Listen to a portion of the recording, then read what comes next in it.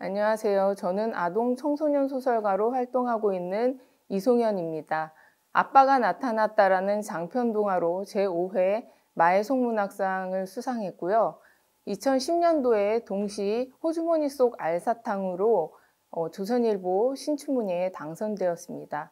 청소년 소설 내 청춘 시속 370km로 제9회 사계절 문학상을 수상하면서 지금 현재는 아동문학과 청소년 소설 작품을 쓰는 데에 주력하고 있습니다. 저는 평소 우리 전통 문화에 대해서 관심이 많은데요. 그 중에서도 특히 무형문화재에 관한 관심이 많습니다.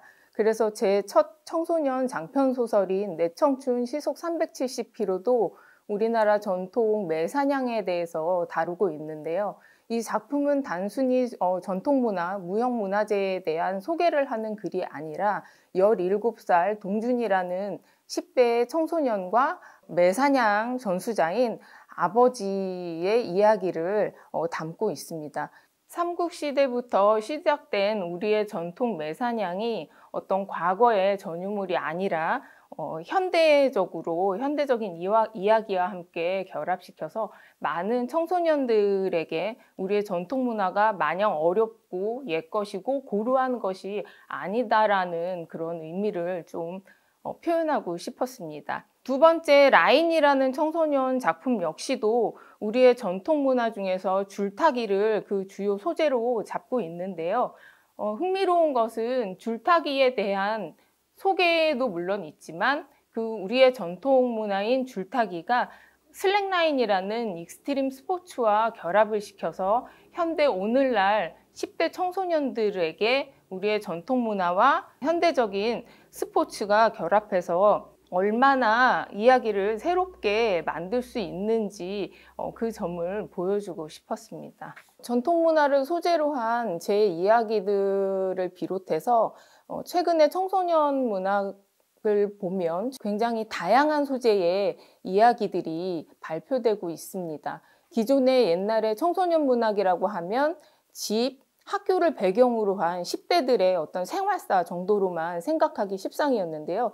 최근에 들어서는 그 학교와 집이란 전형적인 공간에서 벗어나갔고 다양한 소재와 스토리텔링으로 청소년 독자들은 물론이거니와 성인 독자들의 시선을 사로잡고 있는 작품들이 굉장히 많습니다.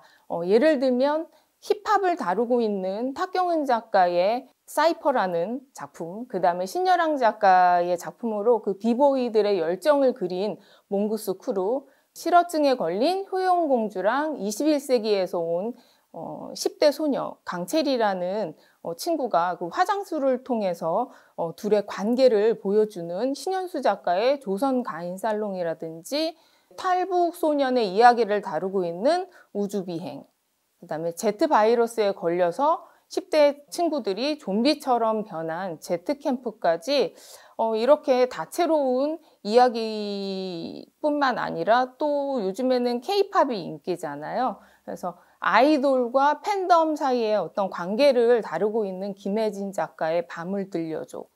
또한 기존 학교의 개념을 완전히 깨트린 장은선 작가의 밀레니얼 칠드런까지 우리가 기존에는 상상하지 못했던 배경이라든지 스토리들을 구가하고 있는 작품들이 많이 출간되고 있는 실정입니다.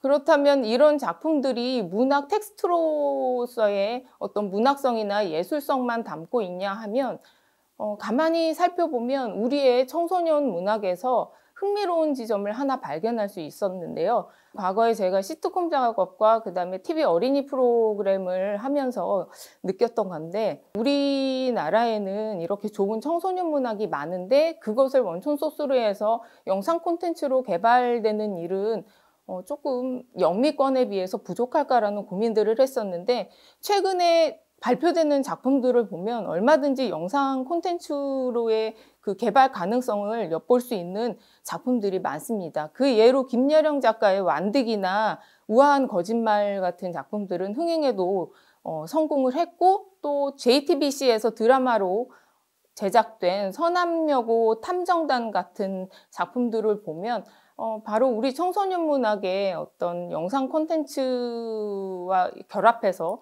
하나의 또 다른 문화로 정착할 수 있는 그 가능성을 충분히 엿볼 수 있는 것이 아닐까 그렇게 생각이 듭니다. 첫 번째는 제가 여러분들께 권하는 작품은요. 2016년도에 창비에서 출간된 배미주 작가의 바람의 사자들이라는 작품입니다. 고대 실크로드를 배경으로 하고 있는 한편의 대서사지 같은 작품인데요. 저는 이 작품을 보면서 대하 드라마급의 작품이 아닐까라는 생각을 혼자 했습니다. 수백 년, 수천 년 전에 그 짧은 기록을 세 편의 이야기로 담은 작품집인데요. 총 세 편의 이야기 중에 첫 번째는 왕이 애지중지하는 유리구슬을 만든 장인의 이야기, 그 다음에 두 번째는 사막 건너서 사마르칸트까지 가게 된 당나라 병사의 이야기, 마지막으로 황제의 명으로 서역의 길을 찾아 떠나는 그 한나라 원정대를 통해서 역사의 뒤편으로 사라진 인물들의 모습을 조명하고 재현하고 있습니다. 이 작품을 보시면 배미주 작가의 그 특유의 담백한 문장 속에 꿈이라든지 우정, 사랑, 자유 이런 것과 같은 인간의 보편적인 가치에 대해서 독자들이 충분히 고찰할 수 있는 그런 계기가 되는 작품이 아닐까 생각됩니다. 두 번째로 배미주 작가의 신라 경찰의 딸 서륜이라는 작품인데요. 이 작품은 2020년도에 이제 마음이음에서 출간이 되었고요. 그 신라 최고의 사찰 황룡사에서 벌어진 어떤 기이한 사건을 중심으로 이야기가 진행됩니다. 이 작품을 보시면 왕권과의 권력욕이라든지 신분차별에서 시작된 그 음모를 다채로운 인간상을 통해서 역사 추리소설이라는 장르를 통해서 표현하고 있습니다. 흥미로운 것은 이 작품 같은 경우는 여기 주인공 얼굴이 나와 있지만 시대가 삼국시대임에도 불구하고 그 시대를 뛰어넘는 진취적인 캐릭터들을 엿볼 수 있다는 것이 굉장한 장점이자 흥미로운 지점인 것 같습니다. 그 다음 세 번째 작품은 제 개인적으로 보면서 이 작품은 시트콤 대본이 아닐까라고 생각했던 작품입니다. 2018년도 출간작이고요. 사계절 출판사에서 출간된 최영희 작가의 너만 모르는 엔딩이라는 작품입니다. 이 작품은 소설집이고요. 다양한 이야기들이 여기에 등장을 하는데 여러분들이 보시면 빵빵 터질 수 있는 그런 유쾌하고 발랄한 생활 밀착형 SF 소설집이다라는 느낌을 받으실 수 있을 거예요. 보시면 그 표지 중간에 알 수 없는 초록 괴생명체가 있잖아요. 이 안에 담긴 얘기의 주인공들은 대한민국의 10대와 그 다음에 외계 생명체, 그러니까 우리가 외계인이라고 부르는 종족이 등장을 하는데요.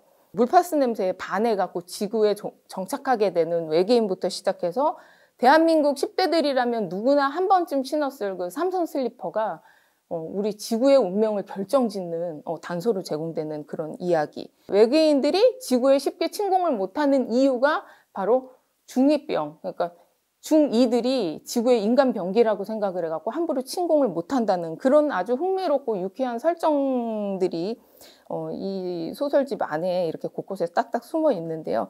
이 작품이 단순히 유쾌하고 흥미롭고 시트콤적인 요소가 있어서가 아니라 요즘 최근에 그 미래의 뭐 우주라든지 이런 미래상을 제시하는 작품들을 보면 다소 어둡고 뭐 AI라든지 아니면 미래 지구 환경에 대한 어떤 우려를 나타내는 경각심을 불러일으킬 만한 그런 주제들의 얘기가 주를 이루는데 그에 반면 이 작품집은 어떻게 보면 가볍고 마냥 엉뚱하고 발랄하기는 하지만 그래도 그 유쾌한 이야기 속에서 청소년과 다가오는 미래라든지 그다음에 외계인 내지는 먼 우주, 외계에 대한 흥미도를 10대들이 즐길 수 있는 책이 아닐까 싶습니다.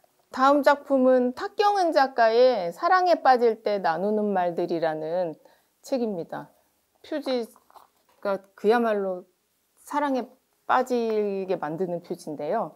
이 작품은 이제 2019년도 사계절에서 출간된 작품인데 제목을 보시면 아시다시피 말 그대로 10대들의 사랑에 대한 얘기입니다. 이렇게 하면 이제 우리는 생각을 하게 되죠. 10대들의 사랑, 첫사랑, 풋사랑 이 정도로 생각을 하는데 단순한 사랑 얘기가 아니라 이 작품은 제가 개인적으로 봤을 때 구성이 너무나 훌륭한 작품이 아닐까라고 생각했던 게 주인공인 서현이라는 친구가 이 교내 소논문 동아리에 속해 있는데 그 동아리의 논문 주제가 이제 사람을 범죄자로 만드는 것이 유전적인 요인일까 아니면 환경일까라는 묵직한 주제를 이렇게 내던지고 있습니다. 그래서 그 소논문 동아리의 이 주제 때문에 이 서연이라는 주인공 친구가 조사를 하게 되는데 그 조사를 위해서 교도소에 있는 현수라는 친구한테 편지를 쓰게 되면서 벌어지는 이야기입니다.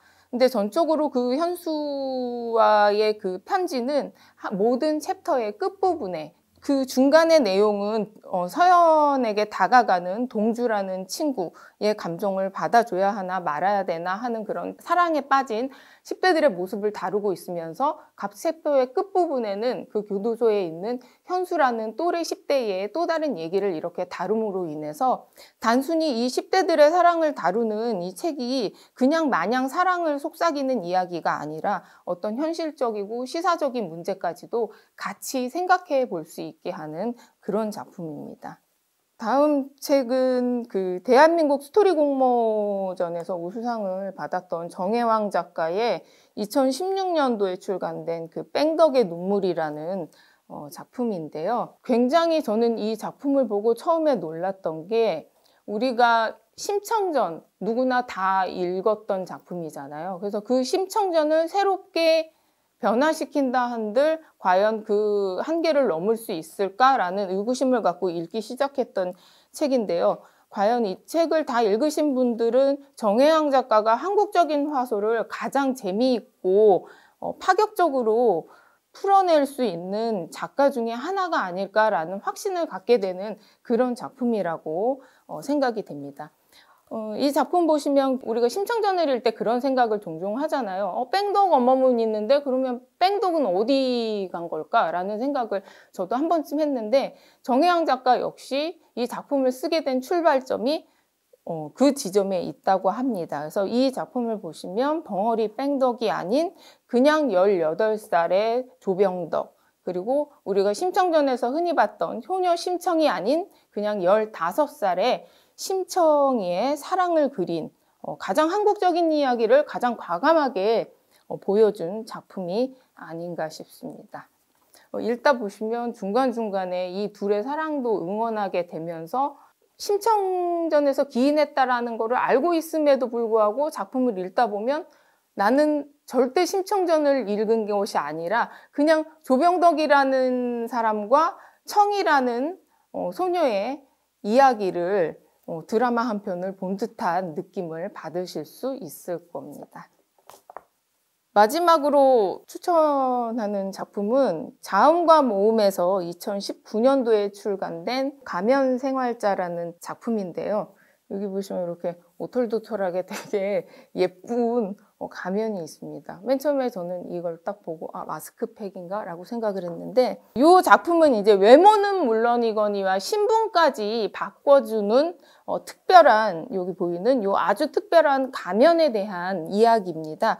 이 작품 배경을 보시면 근미래를 배경으로 하고 있는데 극심한 그 경제적인 양극화로 인해서 대다수의 부모들이 자신의 자녀를 양육할 수 없는 시대가 오면서 모든 10대들은 기숙사에서 생활을 하게 되고 그리고 신분 격차가 바로 경제적인 요소에 의해서 더욱 이분화가 되는데요.